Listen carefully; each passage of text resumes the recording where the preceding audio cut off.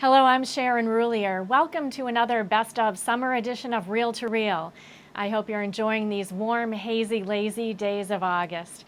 Today we continue to bring you some of our favorite programs that aired during this past season. One that we first brought you back on April 27th, which includes an updated news brief segment and an interview about an exciting event coming to Springfield this September. Stay tuned. Coming up on this edition of Reel to Reel. The incorrupt heart of St. John Vianney makes a stop in Western Massachusetts. I'm Steve Kiltonic at Blessed Sacrament School in Holyoke, where students are bridging the generation gap through a partnership with a local senior living center. And Dan Dumas will have the latest news from the Diocese of Springfield. We'll have these stories and more just ahead on Reel to Reel. Hello and welcome to Reel as we mark Divine Mercy Sunday this weekend. This special liturgical celebration was instituted 20 years ago by St. Pope John Paul II. This year it also marks a very special opportunity for the Diocese of Springfield, as a relic of the patron saint of parish priests has been visiting the diocese. The incorrupt heart of St. John Vianney on national tour made its way to Western Massachusetts, beginning at St. Mary's in Westfield. The relic of St. John Vianney arrived on Thursday at St. Mary's Church in Westfield, where the faithful gathered early in the morning for prayer and veneration. St. John Vianney was a dedicated pastor in Ars, France in the mid-1800s. During his boyhood, he suffered with his family in the dark years of the French Revolution. As a priest in a small farming town, he became well known across Europe for hearing confessions and for the gift of reading hearts.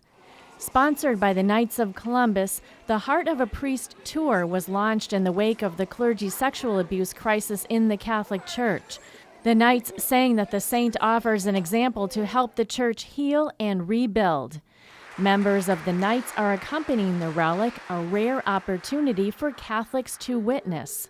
And at all the parishes that we've brought this to, the faithful who've come to touch items, to relics, rosaries or prayer cards to make third-class relics, and there's been an extreme excitement and for many an interest. Right, this is a unique opportunity, but a lot of excitement, especially to pray for priests. Throughout his priesthood, St. John Vianney was known for his wise spiritual counsel, undertaking a life of heroic penance and prayer as he worked to draw people away from sin and closer to God, sometimes hearing confessions for up to 18 hours a day. Springfield Bishop Mitchell Rosansky celebrated the noon Mass on Thursday, telling parishioners that it was St. John Vianney's heart that won over the people for Christ and the promise of heaven. He encouraged the faithful to let the heart of the saint inspire them in renewed faith. St. John Vianney, particularly in our day, the inspiration, the patron of parish priests, really helps us to strive for the life that he lived in being able to serve his people, bringing to the people of that little town of ours the message of salvation and hope, and especially when the practice of the faith had become so lax. So St. John Vianney is a significant saint for our times, patron of parish priest, and hope for all of us that our hearts will beat as his did, one with Christ.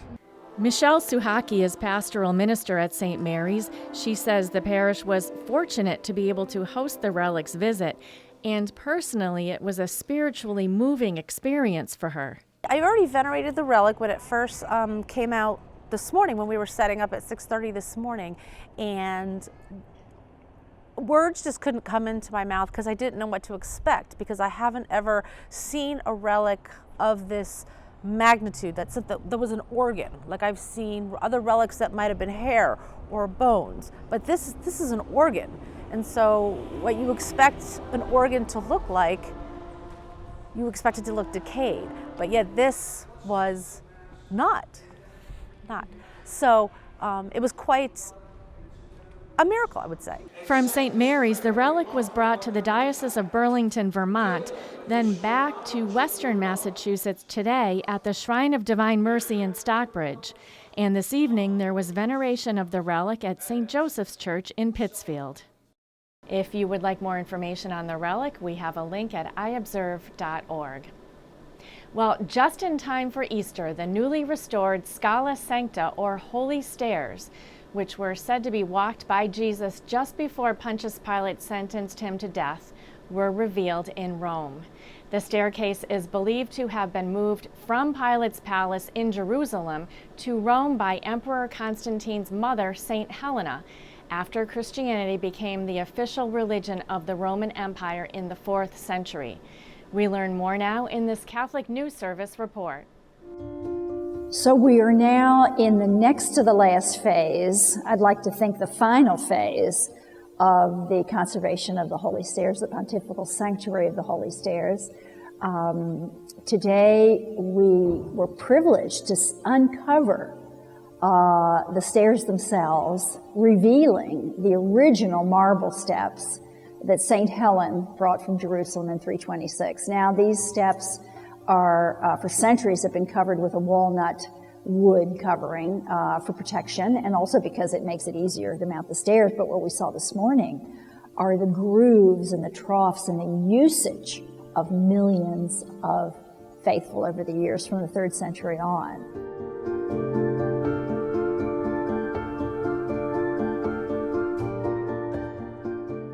So as the wood was removed by the restorers, they were able to see this very unusual configuration of the original stairs, deeply grooved with troughs and showing this passage of millions of faithful through the centuries.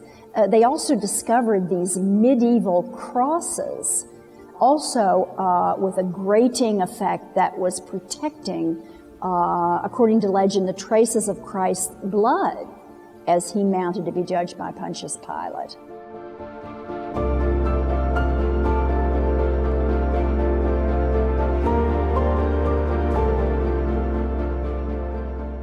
It's amazing. I mean, just look at today, the troughs that are actually in the stone that was made by people climbing on their knees. It's all these hollows. It's very real, and it's how could you not feel something for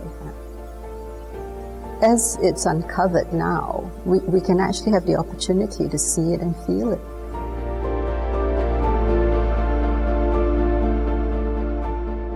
This is a testament to the Passion of Christ.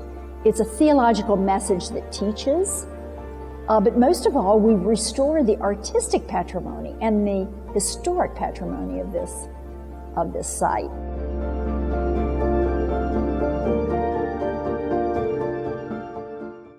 Now, once they are fully restored, the walnut planks, which officials say are in remarkably good shape, will be placed back on the steps because they say wood is more elastic than marble and more resistant to wear.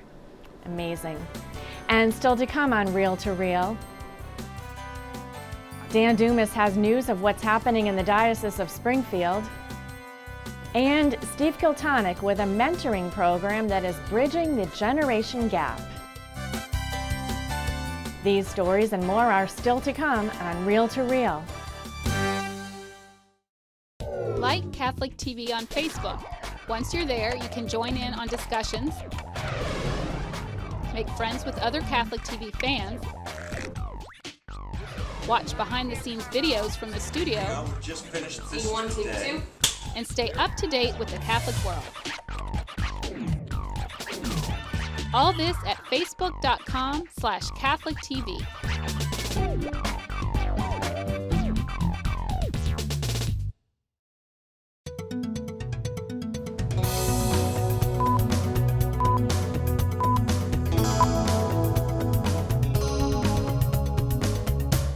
I'm Dan Dumas with your Reel to Reel news briefs. The 4th Annual Youth and Family Day took place this month at Six Flags New England. It was a day filled with fun, food, and faith. Sharon Roulier tells us more. Springfield Bishop Mitchell Rosansky kicked off the annual Youth and Family Day, celebrating Mass in the park's picnic grove. My brothers and sisters, as we come together on this beautiful day, we give thanks to God for gathering us all together, for the enjoyment that we will have, and for beginning this day as we gather with God's people for this Mass. Let us turn now. The annual day gives families from throughout New England a chance to begin a leisurely day in the park with Mass, enjoy rides and attractions, as well as a catered lunch in the grove. Music for the Mass and lunch was provided by singer-songwriter Ryan Tremblay from the Diocese of Providence, Rhode Island. Nobody loves me like Jesus.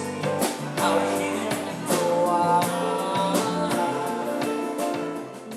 Kate and Damian Nato of Belchertown came to the park with their sons, Theodore and Eugene.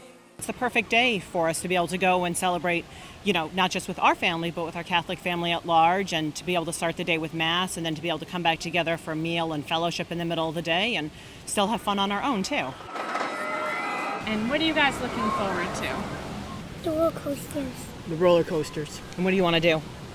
Do everything! Following the Mass, the bishop encouraged all to make time for relaxation. Summertime really provides that for us. It's the natural opportunity that God gives to us to slow down a bit, to enjoy a bit more, and to remind us of His love. Last weekend, people gathered at One Greenfield Church to celebrate and honor Mary, the Mother of God. For more than 25 years, this annual tradition has been held in Franklin County, shedding light on the importance of the Feast of the Assumption. David Martin has our story. Blessed Sacrament Parish in Greenfield was the setting for the 25th annual Marian celebration. Newly ordained Father John Yu Lee was assigned to Blessed Sacrament 2 years ago. Before Father Yu Lee's ordination on June 1st, Father Timothy Campoli, pastor of Blessed Sacrament, invited him to be the celebrant for this August event. Mary, who is Jesus' biological mother, became our mother, and she's the one that intercedes for us. And so for priests, we represent her son, and so we have that, in a sense, deeper relationship with her. We are the image of Christ to the people, and she is really our mother, even though it's, she's everyone's mother. Music was provided by the Deanery Choir.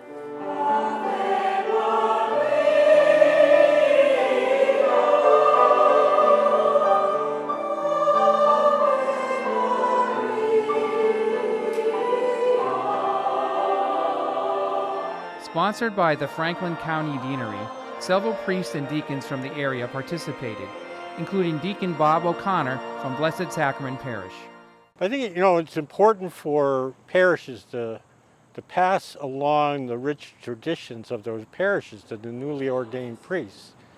One, they get to know an awful lot of people, because on this celebration, the whole deanery and then some usually comes out. The idea that each parish has these cherished traditions, it's nice that the newly ordained kind of become a part of that.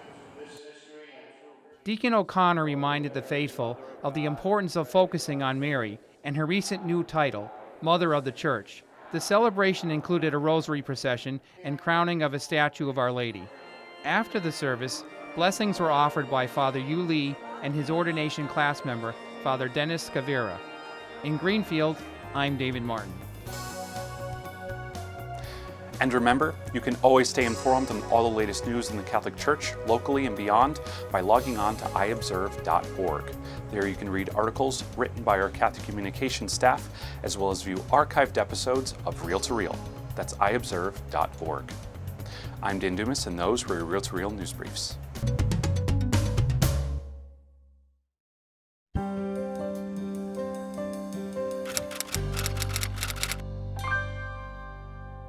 Many Catholics remember First Communion classes of 50 or 60 children and Catholic school masses that were filled to overflowing.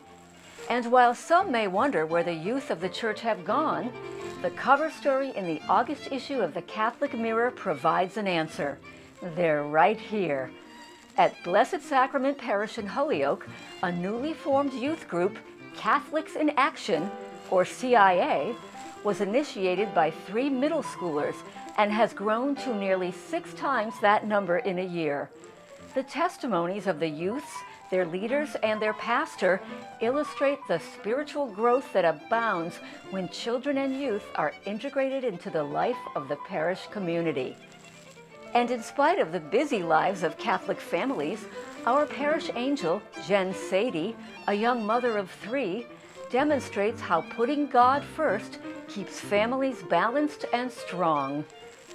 The Year for Vocation series salutes 21 Sisters of St. Joseph who are celebrating special anniversaries of their religious lives.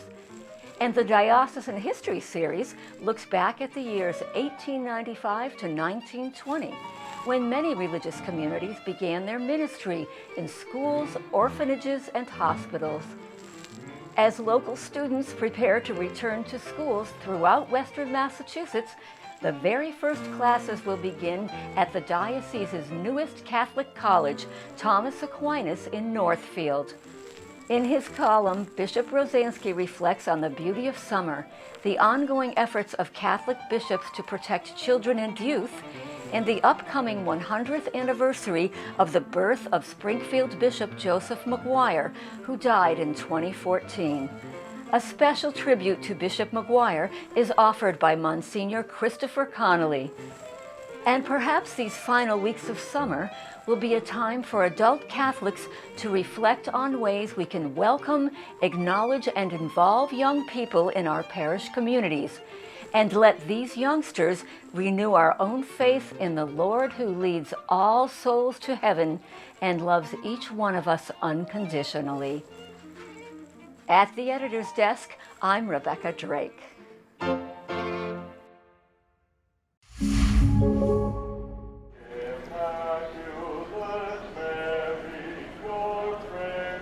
We are faithful to our faith. We love our faith a lot, and as you might know, that we left our country because we didn't want to deny our faith. An estimated 5,000 pilgrims, mostly Christian refugees from Iraq, flocked to the Basilica and National Shrine of Our Lady of Consolation in Cary, Ohio, to celebrate the Assumption of Mary. Of course, she helped us. Always she helped us. Thanks for Virgin Mary. The Chaldean Catholic Church is an ancient rite that is based in Iraq. Over 100,000 Christians have fled from persecution in that country, and a large number have been resettled as refugees in the Detroit area. Chaldean people have suffered from back home. They have no power over there. They have nobody to protect them. That's why they flee out of their native country. God and Virgin Mary saved them to come over here and live peaceful. I am a physician. Yeah, many things I faced there. Terrorists. They came to our building to kill us. And American soldiers saved us. Iraqi Christians began to make the annual pilgrimage from Detroit to Ohio about 2 decades ago, patterning their devotion after similar celebrations in their homeland. Many camp at the shrine for 9 days, visiting with family and attending the frequent celebrations of sacraments. We have a lot of feasts, we call them Shera. So we go also you see a lot of people camping, music, dancing, food, and we end it with the Mass and procession. So it's similar, so that's why, when I'm here, I feel like home, The whole family would come in and camp here for 3 days, spend, and just, wonderful things to do. And it's been passed from one tradition to another. The shrine has been a pilgrimage site since 1875 and is linked to many miraculous occurrences and healings. I know it breathes a lot of new life into me, and I think the friars that come here love to do this because the people are so hungry for anything that is faith-based and so hungry to practice their Catholic faith. Like you see all the people around here coming with their problems, with their concerns, to just show it to our Mother Mary and just trust in her and in her Son. To me, that is the happiest moment I have ever, and I'm grateful that that God has called me to this life, just to be a witness also to these people here.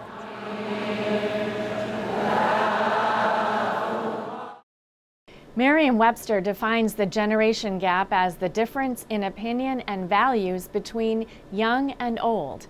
At a program begun at Blessed Sacrament School in Holyoke, students and senior citizens have provided a new definition to that phrase for more than a decade now. Steve Kiltonick spent a few days with the students and tells us more. It's a Thursday afternoon in March, and students from Blessed Sacrament School in Holyoke are boarding a bus. It's something they've become accustomed to each week for the past 8 months. The short mile-and-a-half trip to the Daybrook Village Senior Living Center. As the 6th, 7th, and 8th graders get off, they head off to one of the buildings in the Daybrook complex, where they get a chance to visit for an hour with their newfound friends, the Senior Center residents. It's all part of the Intergenerational Mentor Program, which has been ongoing for the past 15 years between Blessed Sacrament and Daybrook Village. The program started in 2003 when it was called Loomis House. Betsy Novinsky, a first-grade teacher at the school, has been with the program for 9 years. The program started then, and the program consists of 12 students. That's the maximum that we take. Students in grades 6, 7, and 8 are invited to join, and it's a commitment. They need to come every Thursday, and if they are not there, that's usually a very good reason that they're not. She said the criteria for joining the club is simple. Students need to have both good grades and be in good behavioral standing. This year's group consists of 9 girls and 2 boys, although some years it's been only girls. Shayna Hill came on board here 4.5 years ago. Since then, she's helped the program evolve into a life enhancement general activities program. The residents are very happy to come down and see the students every Thursday, and those residents that aren't able to attend the program, the students are nice enough to go down to the rooms and check on them, those that are become sick. Over the years, the program has been honored by Daybrook for its benefit to the seniors and the community. It's a blessing that these students sign up for this program. It's not that, they're made to come to the program. This is something that they want to do out of the kindness of their hearts, which makes it a huge difference for the residents. I have seen them just become such caring individuals. I sit in amazement at the questions I hear them asking. They will draw the residents out in conversation, and it's just wonderful to listen to them, and I think they gain so much from this. The age difference here between young and old can be 50 years or more. Yes, there is a huge gap, but it doesn't mean that they can't make relationships and friendships there. Emma Caproni is the group's lone 6th grader. Back when the program started last September, she said she wasn't quite sure she made the right decision to join.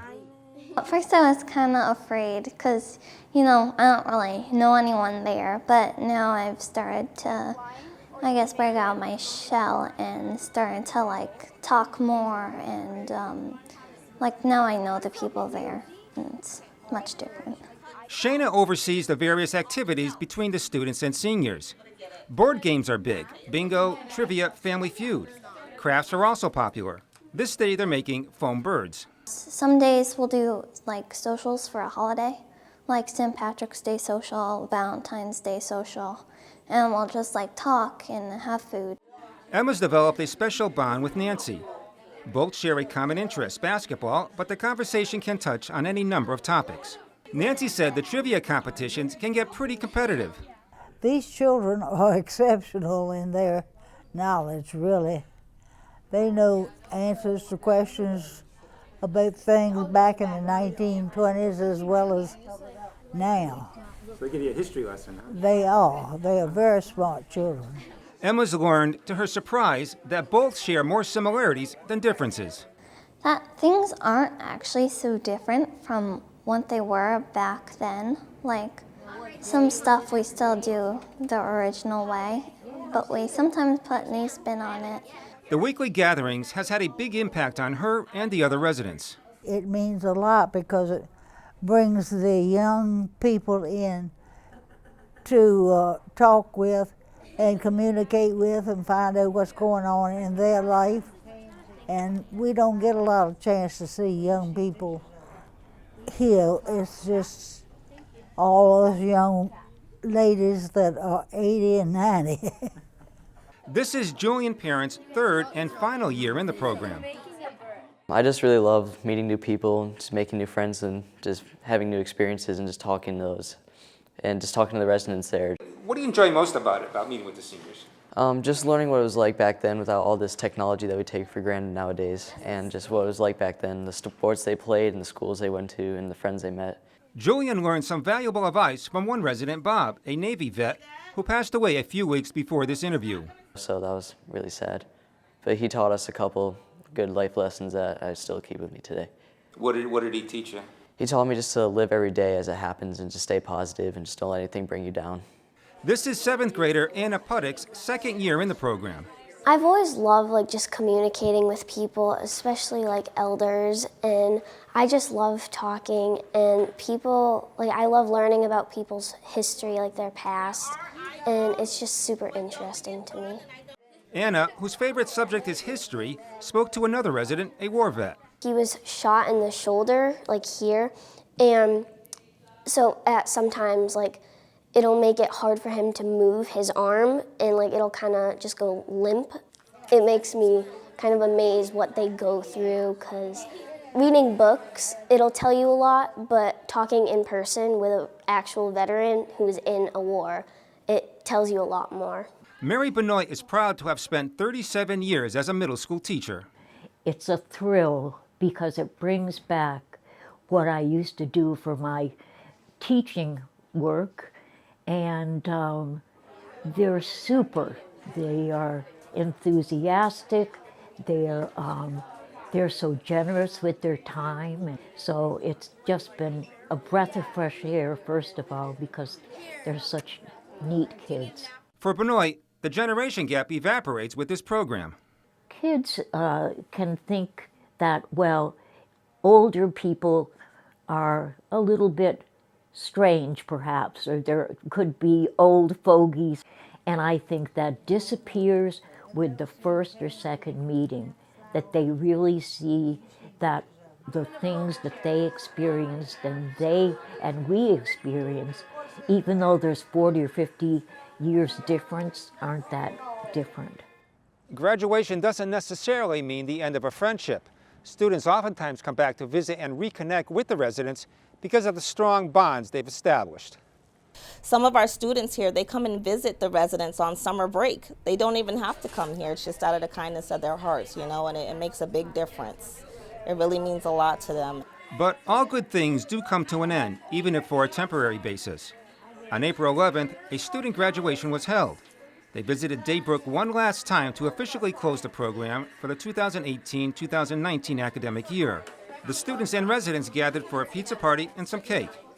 Each student received a certificate and a gift for participating. Students and residents shared stories and reminisced about the year together. While the atmosphere was festive, there was also an air of sadness. Sometimes there are tears that flow because I end up with those that are going to 9th grade and I end up missing them because I'm not going to see them again. But other than that, it's a really good program and I'm happy that we have it here. It's obvious from the interaction that the relationships here are lasting, not fleeting. While the 8th graders will be moving on, many of the 6th and 7th graders will return for another year of memorable memories. The Blessed Sacrament Intergenerational Mentor Program, bridging the generation gap by breaking down the barriers between old and young. For Real to Real, I'm Steve Kiltonic. Steve says it looks bright for next year as most of the 6th and 7th graders will return in the fall for another year of learning and friendship in a program continuing to shine a light on all who participate. And thank you all for joining us today for our best of edition of Real to Real. Remember, you can always stay up to date on news about the Catholic Church in the Diocese of Springfield and around the globe at iobserve.org, the one accurate source for news on the Diocese of Springfield and beyond. That's iobserve.org. Again, join me right back here this same time next week for Real to Real, your window on the world around you. See you then. Real to Real is a production of the Catholic Communications Corporation, funded in part by the annual Catholic Appeal, and the support of you, our faithful viewers.